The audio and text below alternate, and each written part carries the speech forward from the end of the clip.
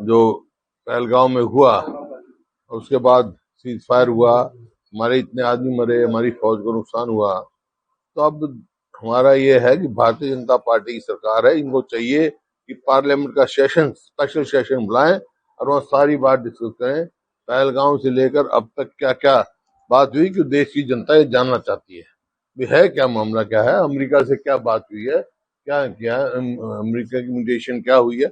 ये कुछ मुद्दे हैं जिनकी डिस्कशन की जरूरत है और स्पेशल सेशन बुलाया जाए पार्लियामेंट का, और उसमें सब, क्योंकि उसमें सारी बात आ जाएंगी आपकी। स्पेशल सेशन की मांग तो की है आप लोगों ने, आपको लग रहा है कि पार्टी बुलाएगी? क्योंकि पहली वाली जो सर्वदलीय बैठक थी उसमें भी काफी कम जानकारी दी गई थी। तो इसी वास्ते स्पेशल सेशन बुला रहे हैं ना, ताकि अब जो सीज फायर हुआ है और जो पहलगांव में हुआ, इसके बीच में क्या क्या हुए, पहलगांव में क्या क्या क्या कारण थे वहां हुआ, सारी बात जो है पार्लियामेंट सेशन में डिस्कस होगी। सर, अगर कांग्रेस की बात करें तो 8 महीने चुनाव हो चुके हैं, क्या हार के कारणों का पता लग पाया है? उस पर कोई मंथन हुआ है? आगे किस प्रकार के रणनीति है? हार के क्या कारण, बराबर की वोट है, जितनी वोट उनकी है उतनी कांग्रेस की वोट है, प्रजातंत्र है ये, हार जीत तो चलती रहती है, कोई बात नहीं है इसमें। सर, वर्तमान हरियाणा सरकार के प्रदर्शन को किस प्रकार से आंकते हैं?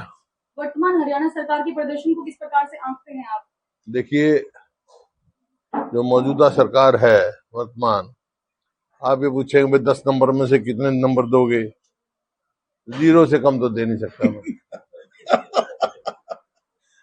कोई भी कहीं भी परफॉर्मेंस नहीं है। आप ये देखें, अब इन्होंने 1 अप्रैल से जो है खरीद शुरू हुई और ये कहा जाता है 24 घंटे में हम पेमेंट करते हैं किसान को, अब तक बकाया है और लिफ्टिंग नहीं हुई, जिसके कारण 2-3 बार बारिश हुई, मंडी में जो है गेहूं खराब हो गया, खेतों में खराब हो गया, और कहीं बिजली के तार नीचे पड़े, उनकी सफा ठीक ठाक नहीं हुआ, उससे आग लगने में किसान का नुकसान हुआ। उनकी भरपाई करने के लिए कोई उचित कदम इन्होंने नहीं उठाए हैं।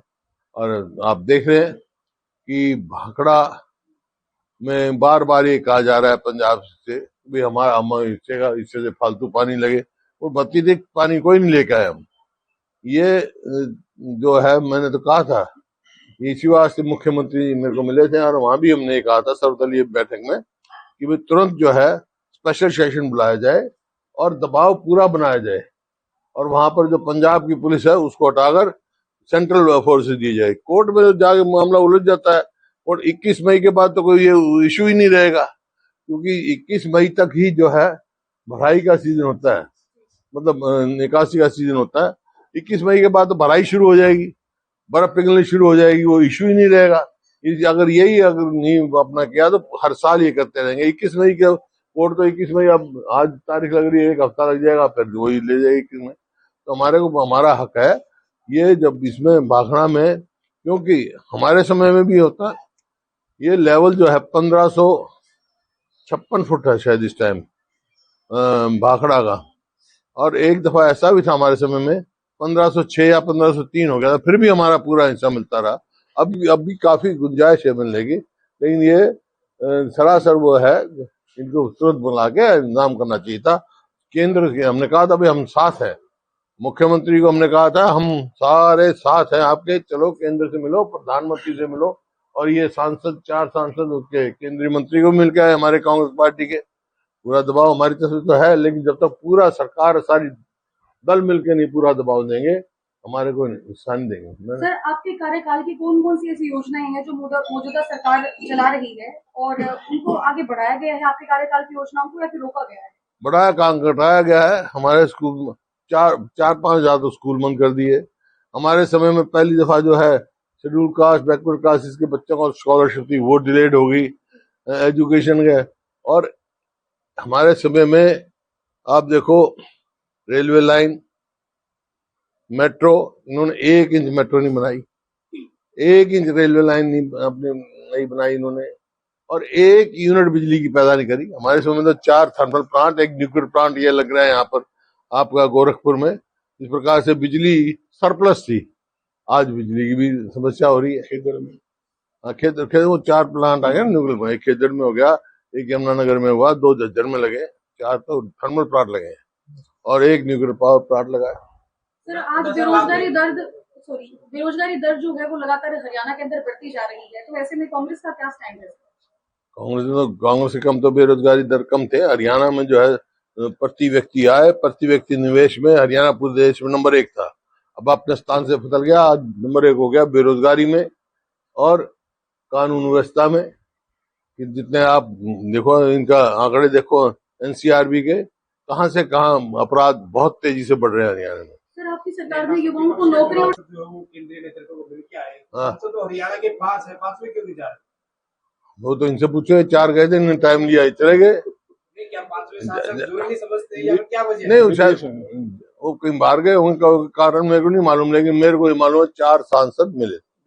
तो 5 सांसद कांग्रेस के हरियाणा से, हाँ, फिर 10 हैं एमपी, सबको मिलना चाहिए था, सबको मिलना चाहिए। कांग्रेस का इसका क्या सवाल है? मैं कह रहा हूँ सारे दलों को मिलना चाहिए। जब कोई आगे ही नहीं कदम उठा रहा था, बस इनका धन्यवाद ही, इन्होंने कम से कम अपना इनिशिएटिव तो लिया।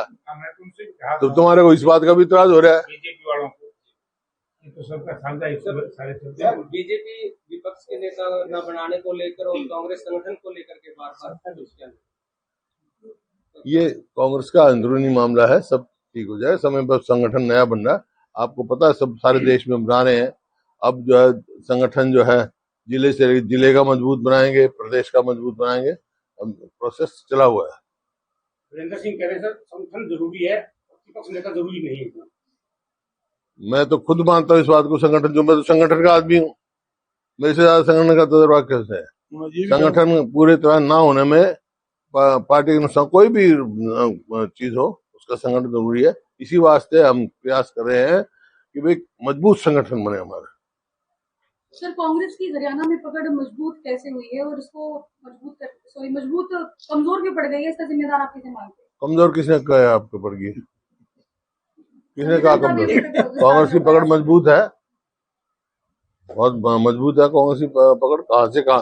ये पहली बार है कि वोटों में इजाफा हुआ 12% का, और बराबर की वोट है। 10 में से 5 एमपी कांग्रेस के हैं, और कैसे मजबूत होगी? कांग्रेस की पकड़ मजबूत है। कांग्रेस के कार्यकर्ता खुद ये मानते हैं कि इस बार भी टिकट वितरण सही नहीं हुआ, जिसके कारण कांग्रेस को हार का मुंह देखना पड़ा। क्या आगे इस प्रकार के मंथन होगा इनकी? नहीं, वितरण सबको सूट नहीं करता, वो तो अपना अपना आंकलन है। कांग्रेस का वितरण, कांग्रेस पार्टी हाईकमांड ने सबको सोच समझ के टिकट दी है। वो भाजपा कांग्रेस के कुछ नेताओं ने बीजेपी ने मिलकर आया है। बीजेपी विजेंद्र सिंह देवचाना से। कौन? विजेंद्र सिंह हाँ, कांग्रेस के कुछ बड़े नेता बीजेपी और जेजेपी ने मिलकर आया है। हाँ, तो अगर कांग्रेस से किसी नेता आया तो उनको शिकायत करनी चाहिए हाईकमांड में, कोई भी हो। मेरे को अगर कोई हराएगा, कांग्रेस का मुकाबला करेगा, तो शिकायत करनी चाहिए। साहब आपके कार्यकाल में 100 गज के प्लाट किए गए थे, उनमें कॉलोनी बचे, आज भी उनमें पानी और बिजली नहीं मिल पा रही है, तो इसके लिए क्या? ये सरकार की विफलता, और मैं क्या कह रहा हूँ। मैंने 4 लाख के करीब प्लॉट किए थे, बहुत सगा तो अपने डेवलप हो गया था, कुछ होना था। इन्होंने 1 प्लॉट नहीं दिया। कहते हैं करेंगे, हम करते कुछ नहीं है, करना कुछ नहीं, कोई उपलब्धि नहीं है इस सरकार। आप बता दो, आप हिसार में रहते हो ना, सब हिसार के हो ना, यूं बता दे 10 साल में ये काम हुआ है हिसार में। हमारे समय में रेलवे लाइन की यहाँ हुई, यूनिवर्सिटी बनी, बाईपास बना, कितने ही काम मैं बता सकता हूँ। ये थर्मल पावर प्लांट बना है, और कितने और भी काम बता सकता हूँ। इनके समय में एक गिना दे भाई, तुम सारे हो, सभी करेंगे। बीजेपी वाले कह रहे हैं एयरपोर्ट बना दिया यहाँ, एयरपोर्ट बना दिया।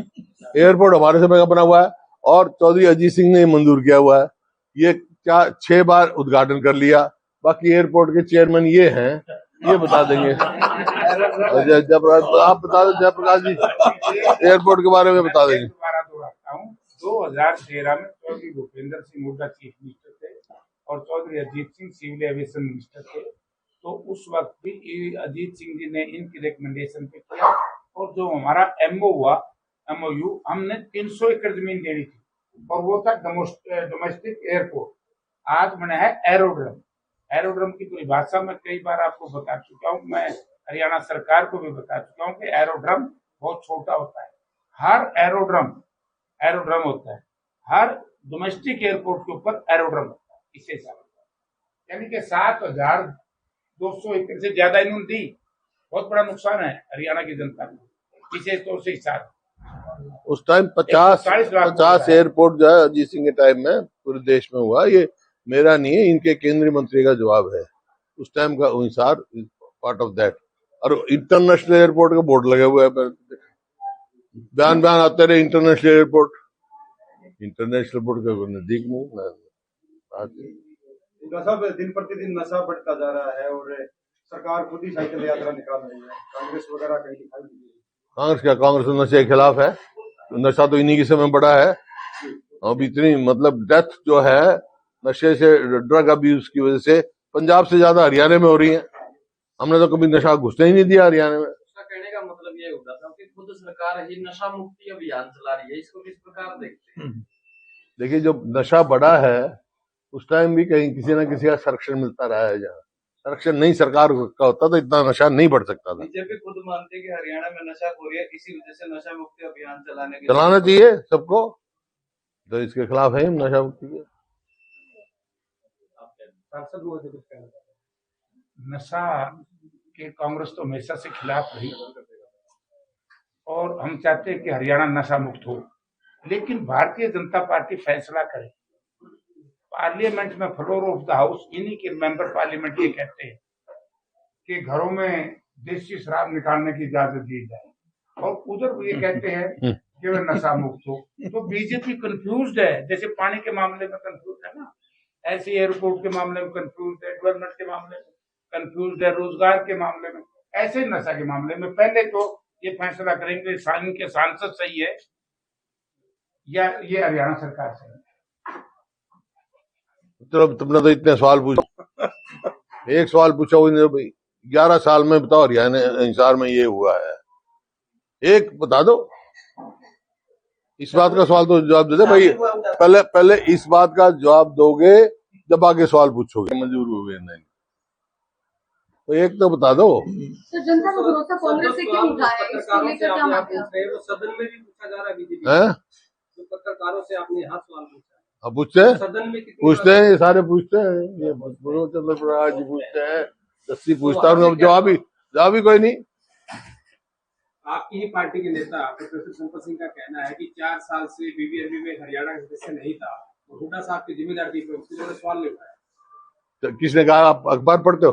अरे तो मैं छोड़, तो अखबार पढ़ता है तू?